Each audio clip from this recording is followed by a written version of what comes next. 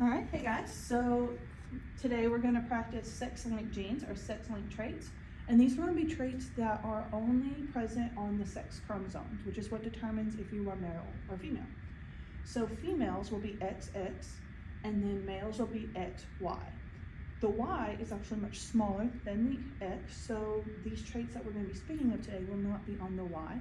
So whenever we see a Y, it will not have the letter that shows whether it has a dominant or recessive trait.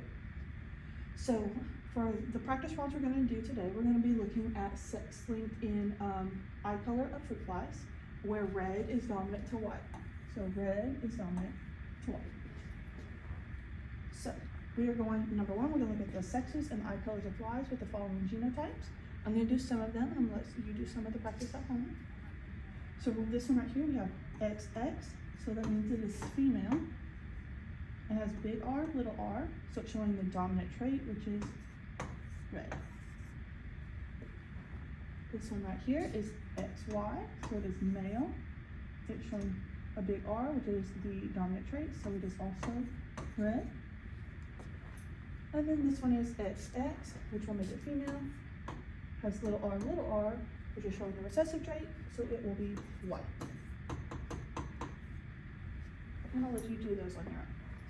So I'm going to move on to number two. What are the genotypes of these flies? So it's going to give us the physical characteristics, and we have to decide what the genotype would be. So for a white-eyed male, first we're going to have our X, Y. It is white-eyed, so it's going to have a lowercase r, for that is the recessive trait, and that only goes on the X chromosome. It does not go on the Y. The Y gets left alone. Right here, we're going to have red-eyed female, so we're going to have X. It is red-eyed, so it's going to have a dominant allele, but it is heterozygous, so it's going to be one big, one small. Right here we have white-eyed female, so it will be XX. Is white-eyed, so it's going to go with the recessive trait, which will be little r, little r. I'll let you do that one on your own. So now I'm going to do number three, which is showing how to set up the cross. So we're going to have a white-eyed female, and here's the genotype, and a red-eyed male, and here's that genotype. So we're going to set it up, just like you set up the other ones. For the female, we have X, little r, X, little r. For the male, we have X, big R, and a Y. So you're going to fill in the Punnett square just like you always would. So bring down the X and bring it over the X. So we have X big R, X little r. We have X big R, X little r. We have X little r and a Y. And we have X little r and a Y. So it wants to know how many of this offspring is going to be white-eyed and male. So with white-eyed, it would have to have a lowercase r. So this is a lowercase r male. And this one is a lowercase r male, so that means 50% are white-eyed male.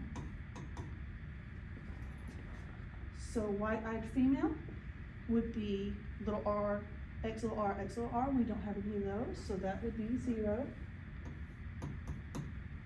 Red-eyed male, we have 0, because that would be a dominant trait.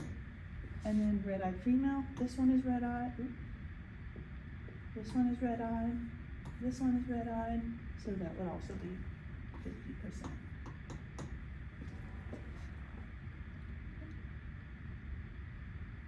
So now I'm going to flip over to the back.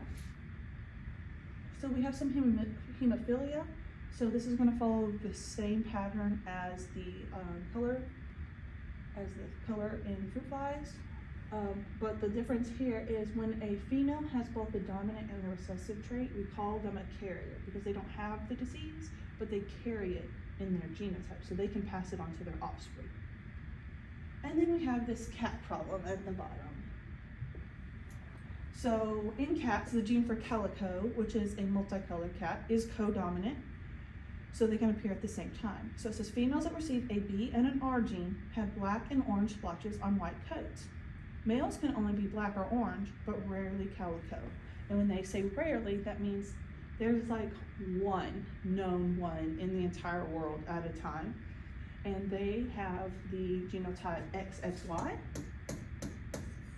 which is a disorder, but you have to have two X's to have both the black gene and the orange gene available. So we're going to show the cross of a female calico cat with a male, black male cat. So we have the genotypes here. So we're going to set up that Punnett square. So the female calico is XBXR. The black male cat is XBY. And remember the Y, it has nothing on it. So we're going to fill it in. So XB, XB, XB, XR, XBY with nothing on it, and XRY with nothing on it. So how many of the offspring will be female and calico? So this one right here is female and calico because it has both the black and the orange allele. So that will give us a 25%. How many are female and black? This one has two black alleles, so it is female and black, giving us a 25%. We are looking for male and black. So this one is male and black because it has the XB, so that's 25%. Then we have male and orange. This one has the orange allele and it is male, so that is 25%. And then male and calico is an almost impossible genetic combination, so we have 0%. And that's how you set up that.